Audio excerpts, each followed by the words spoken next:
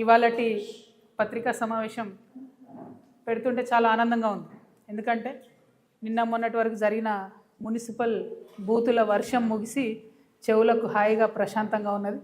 వడగండ్ల వాన పడిపోతే ఎంత ప్రశాంతంగా ఉంటుందో ఈ బూతుల వాన ఆగిపోవడం అంత సంతోషంగా ఉంది. ఈ పార్టీ ఆ పార్టీ అని కాకుండా ప్రతి ఒక్కరు కూడా అసలు ఇష్యూస్ పక్కకు పెట్టి ఈ తూకిత్తా అంటే తూకిత్తా అనేటటువంటి ప్రయత్నం చేసి ప్రజల వాళ్ళ యొక్క దృష్టిని మరల్చే ప్రయత్నం చేశారు. నిజంగా ఈ ప్రచార సరళి వింటే నాకేమనిపించిందంటే సర్పంచ్ ఎన్నికలు లెక్క మున్సిపల్ ఎన్నికలు కూడా పార్టీ గుర్తు లేకుండా జరిగితే బాగుంటుందేమో. ఎందుకంటే బీజేపీ జాతీయ అధ్యక్షుడు వచ్చిండు మహబూబ్నగర్కి ప్రచారానికి, కానీ ఇప్పటికి కూడా మహబూబ్ నగర్లో 2 నుంచి 3 రోజులకు ఒకసారి కూడా మంచినీళ్ళు రానటువంటి పరిస్థితి ఉన్నది. కానీ ముఖ్యమంత్రి గారు ఆ విషయం మాట్లాడలేదు, బీజేపీ జాతీయ అధ్యక్షుడు గారు ఆ విషయం మాట్లాడలేదు. మహబూబ్ నగర్లో ఒక 30 ఏళ్ళ కిందనే 3 సిటీ బస్సులు తిరిగేటి, ఊరంతా తిరిగేది, పొద్దంతా తిరిగేది, ఆటోలకు ఇబ్బంది లేకుండా మంచిగా ప్రజలు బస్సు ఎక్కి పబ్లిక్ ట్రాన్స్పోర్ట్ వాడుకునే పరిస్థితి ఉండే. ముఖ్యమంత్రి గారు ఆ విషయం ఎప్పుడు మాట్లాడారు. అట్లనే మహబూబ్నగర్లో ఉండే బస్ స్టాండ్ ఉంటుంది, అది మహబూబ్నగర్ అని కాదు నేను అనేది, ప్రతి మున్సిపాలిటీలో ప్రతి మున్సిపల్ కార్పొరేషన్లో కూడా బస్ స్టాండ్లు కూడా బాగలేవు. ఇక గవర్నమెంట్ స్కూళ్ళు మున్సిపాలిటీలలో ఉన్నాయైతే కేవలం ప్రైవేట్ స్కూళ్ళకు విద్యార్థులను పంపించడానికి ఉన్నట్టుగా ఉంటాయి తప్పితే ఎందుకు కూడా అవి పనికిరావు. పిల్లలు తక్కువ, పంతులు ఎక్కువ ఉంటారు. చాలా విచిత్రమైన పరిస్థితి ఉంటుంది పట్టణాలలో ఉన్న గవర్నమెంట్ స్కూల్స్. అదేవిధంగా బస్తీ దవాఖానాలు, వాటి మీద నేనైతే ముఖ్యమంత్రి గారు మున్సిపల్ మంత్రి అయినప్పటి నుంచి ఇప్పటి వరకు కూడా ఎన్నడూ బస్తీ దవాఖానాల మీద రివ్యూ చేసిన పాపన పోలేదు, కనపడలేదు. దారుణంగా ఉన్నాయి బస్తీ దవాఖానాలు. కనీసం ఒక గోళీ కూడా లేనటువంటి పరిస్థితి, డాక్టర్లు లేనటువంటి పరిస్థితి ఉంది. ఆ ఇష్యూ మీద డిస్కషన్ జరగలేదు. అట్లనే అన్నిటికన్నా మేజర్ ఇష్యూ ఇవాళ డ్రైనేజ్ది. చెత్త గుట్టలుగా చెత్త పేరుకపోయింది ప్రతి మున్సిపాలిటీలో, ప్రతి మున్సిపల్ కార్పొరేషన్లో. దాని గురించి మాట్లాడారు.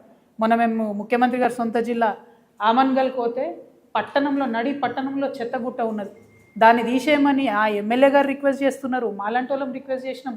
ఇంతవరకు కనీసం పట్టణంలో పట్టింపు లేనటువంటి పరిస్థితి ఉంది. అంటే అసలు అంశాలన్నీ పక్కకు పెట్టి మరి కేవలం ఎన్నికల్లో పార్టీలను తిట్టుకోవడం, వ్యక్తులను తిట్టుకోవడం ప్రచారాలు జరిగినాయి. ఇంకా అన్నిటికన్నా ఎక్కువ మున్సిపాలిటీలలో రిటైర్డ్ ఎంప్లాయీస్ చాలామంది ఉంటారు. మనం కరీంనగర్లో మొన్న చూసినాం, రిటైర్డ్ ఎంప్లాయీ ఒకరు బోర్డు పెట్టారు, మమ్మల్ని నాయకులు ఓట్లు అడగకండి, మాకు ఇంతవరకు రిటైర్మెంట్ బెనిఫిట్లు రాలేదు అని. నిజంగా పట్టణాలలో ఉండే బుద్ధిజీవులను నేను అప్పీల్ చేస్తూ ఉన్నాను, దయచేసి మంచి వాళ్ళని ఎన్నుకోండి. ఈ పార్టీ ఆ పార్టీ అని కాదు, వస్తే హంగ్ వస్తుంది మున్సిపాలిటీ, ఇబ్బంది ఏం లేదు. ఎందుకంటే మున్సిపాలిటీలో ఒక దగ్గర బీజేపీ బీఆర్ఎస్ దోతి చేస్తున్నారు, ఒక దగ్గర బీజేపీ కాంగ్రెస్ కలిసి ప్యానెల్ చేస్తున్నారు, రకరకాల అరేంజ్మెంట్స్లో ప్యానెల్స్ అవుతున్నాయి, నష్టమేం లేదు.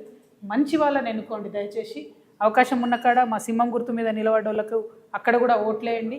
ఎందుకంటే మున్సిపల్ ఎన్నికలు అంటే లోకల్ ఇష్యూస్ మీద డిస్కషన్ జరగాలి, లోకల్ పని చేసే వాళ్ళు కావాలి. కాబట్టి నేను మిమ్మల్ని అప్పీల్ చేస్తూ ఉన్నాను. ఇక విచిత్రమైన విషయం ఏంటంటే కాంగ్రెస్ ప్రభుత్వం వచ్చినప్పటి నుంచి ఇప్పటి వరకు ఇన్ని మున్సిపాలిటీలు ఉంటే, ఇప్పుడు ఎన్నికలకు పోతున్నాయి 116 మున్సిపాలిటీలు, 7 కార్పొరేషన్లు ఉంటే కేవలం ఒకే ఒక్క మున్సిపాలిటీకి అండర్ గ్రౌండ్ నిధులు మంజూరైనాయి. గెస్ చేయండి ఏ మున్సిపాలిటీ అయి ఉంటుంది అది? ముఖ్యమంత్రి గారికి గుంటనక్క గారికి ఉన్న సంబంధంతో కేవలం సిద్దిపేటకు మాత్రం అండర్ గ్రౌండ్ డ్రైనేజ్ మంజూరైంది. అంటే ఏందన్నట్టు ఇది? కాంగ్రెస్ ప్రభుత్వం ఉన్నా వారికే పనులు అవుతాయి, బీఆర్ఎస్ ప్రభుత్వం ఉన్నా వారికే పనులు అవుతాయి. చాలా వెరైటీగా ఉంది ఇది. నేను ప్రజలకు తెలవాలని చెప్తా ఉన్నా. సరే, సిద్దిపేటలో ఎన్నికలు లేవులే కానీ మంజూరు మాత్రం ఆ ఒకటే చోట అయింది. దీని సంగతి ఏందో, దీని ఆంతర్యం ఏందో మరి ముఖ్యమంత్రి గారే మనకు చెప్పాలి. ఇది పక్కన పెడితే మరి బడ్జెట్ సమావేశాలు రాబోతూ ఉన్నాయి ఫిబ్రవరి 26వ తారీఖు నుండి. ఈ బడ్జెట్ ఎందుకు ఇంపార్టెంట్ అంటే ఈ ఒక్క బడ్జెటే కాంగ్రెస్ ప్రభుత్వం ఇచ్చినటువంటి వాగ్దానాలను నిలుపుకునే అవకాశం ఉన్నటువంటి బడ్జెట్.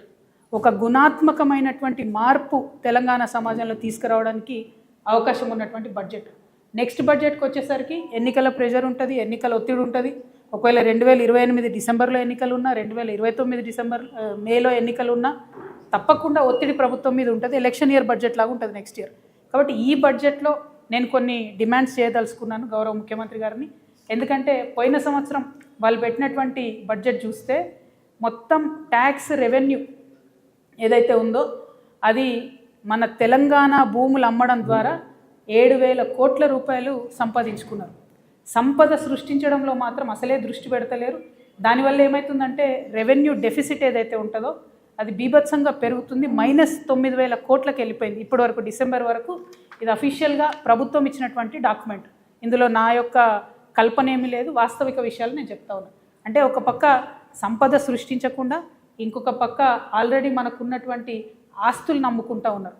సరే అట్లా చేసిండ్రు అనుకుందాం, మరి కనీసం ఆ డిస్బర్స్మెంటు ఆ డబ్బు అనేటటువంటిది పేదవాళ్ళకు పోవాలి, వెల్ఫేర్ కోసం పోవాలి, కొన్ని మంచి అంశాల మీద క్యాపిటల్ ఎక్స్పెండిచర్ కింద పోవాలి. అది కూడా జరగడం లేదు. ఏదైతే వీళ్ళు పేదవాళ్లకు వెల్ఫేర్కి పెన్షన్కి పోయిన బడ్జెట్లో 1,21,000 కోట్లు పెడతామని చెప్పిండ్రో దాంట్లో డిసెంబర్ వరకు కేవలం 55,000 కోట్లు మాత్రమే ఖర్చు చేయడం జరిగింది. అందుకే మనకు రావాల్సిన పెన్షన్లు వస్తలేవు, అందుకే మనకు రావాల్సిన నిండ్లు వస్తలేవు, అందుకే జరగాల్సినటువంటి అభివృద్ధి పనులు కానీ వెల్ఫేర్ పనులు కానీ జరగడం లేదు. అది కాకుండా ఏంటి, అప్పులు బీభత్సంగా అప్పులు తీసుకొస్తూ ఉన్నారు. ఇంకో పక్క చాలా పెద్ద ఎత్తున అంటే వాళ్ళ అంచనాలకు మించి 122% అప్పులు తీసుకురావడం జరిగింది. ఇవన్నీ ఒకటైతే కాంట్రాక్టర్లకు మాత్రం ఏదైతే అంచనాలు పెట్టుకున్నారో 36,000 కోట్లు పే చేయాలని దాన్ని మించి 42,000 కోట్ల పైచిలకు కాంట్రాక్టర్లకు పే చేశారు. అంటే సంక్షేమ పథకాలకేమో తక్కువ పే చేస్తున్నారు, వాళ్ళ కమిషన్లు వచ్చేదానికి మాత్రం ఎక్కువ పే చేస్తూ ఉన్నారు. ఈ డాక్యుమెంట్ అంతా కూడా నేను కూడా మీకు ప్రెస్ మిత్రులతో పంచుకుంటా. అంటే లాస్ట్ సంవత్సరం వాళ్ళు చెప్పినటువంటి బడ్జెట్లో డిసెంబర్ వరకు 9 నెలలు లెక్కేసుకుంటే ఇంకొక క్వార్టర్ మిగిలింది అనుకుంటే ఈ 9 నెలల్లో వాళ్ళు పేదవాళ్ళకు తగ్గిస్తున్నారు, పెద్దవాళ్ళకు డబ్బులు ఇస్తున్నారు, ఉన్న ఆస్తిని అమ్ముతున్నారు, కొత్త ఆస్తిని సృష్టిస్తలేరు. ఇటువంటి సందర్భంలో కూడా మరి వచ్చే బడ్జెట్ పోయినసారి బడ్జెట్ 3,04,000 కోట్లకు పెట్టిండ్రు. మరి ఈసారి బడ్జెట్ నేను అనుకోవడం ఇంకొక 25,000-30,000 కోట్లు పైచిలకు పెడతారేమో అని అనుకుంటున్నా. ఆ బడ్జెట్లో తెలంగాణ జాగృతి తరఫున మేము కొన్ని అంశాలను డిమాండ్ చేయదలుచుకున్నాం. ప్రధానంగా ఏంది అని అంటే కామారెడ్డి డిక్లరేషన్లో ఏదైతే బీసీలకు సంవత్సరానికి 20,000 కోట్లు ఇస్తామని చెప్పినారో ఆ 20,000 కోట్లు ఖచ్చితంగా బడ్జెట్లో పెట్టాలనేటటువంటిది మా మొదటి డిమాండ్. రెండవ డిమాండు, ఇవాళ అవ్వాతాతలు కావచ్చు, ఆడబిడ్డలు కావచ్చు, వికలాంగులు కావచ్చు, మీరు పెన్షన్లు డబుల్ చేస్తామనేది అయితే చెప్పారో దానికోసం ఎదురు చూస్తున్నటువంటి సందర్భం ఉంది. కాబట్టి ఖచ్చితంగా ఆ పెన్షన్లన్నిటికీ కలిపి 35,000 కోట్ల రూపాయలు బడ్జెట్లో పెట్టాలని చెప్పి మేము డిమాండ్ చేస్తూ ఉన్నాం. అట్లానే ఇప్పటి వరకు ముఖ్యమంత్రి గారు ఎక్కడికైనా మాట చెప్తున్నారు, మేము ఇందిరమ్మ ఇండ్లు కట్టినామని చెప్పి. కానీ ఇవాళ మున్సిపల్ ఎన్నికలు జరుగుతున్న నేపథ్యంలో పట్టణ ప్రాంత ప్రజలకు నేను గుర్తు చేస్తూ ఉన్నా, పట్టణ ప్రాంతాల్లో ఉండే పేదవారికి గుర్తు చేస్తూ ఉన్నా. కేవలం గ్రామాలలో 4 లక్షల సంబంధించి ఇందిరమ్మ ఇండ్లకు డబ్బులు రిలీజ్ చేస్తున్నామని చెప్పారు. అందులో కూడా సగం వర్క్ స్టార్ట్ కాలేదు. కానీ పట్టణాలలో మాత్రం ఒక్క రూపాయి కూడా ఇందిరమ్మ ఇండ్లకు ఇవ్వలేదు. సో నేను డిమాండ్ చేస్తూ ఉన్నా, మీరు ఈ 26వ తారీఖు తర్వాత పెట్టే బడ్జెట్లో మీరు పేదవాళ్ళకి ఏదైతే ఇండ్లు 22 లక్షల ఇండ్లు కడతామని ఒక లక్ష్యం పెట్టుకున్నారో అది పూర్తి కావాలంటే ఈ సంవత్సరం 8 లక్షల ఇండ్లకు 25,000 కోట్ల రూపాయలు ఖచ్చితంగా బడ్జెట్లో పెట్టాలని తెలంగాణ జాగృతి తరఫున డిమాండ్ చేస్తూ ఉన్నాం.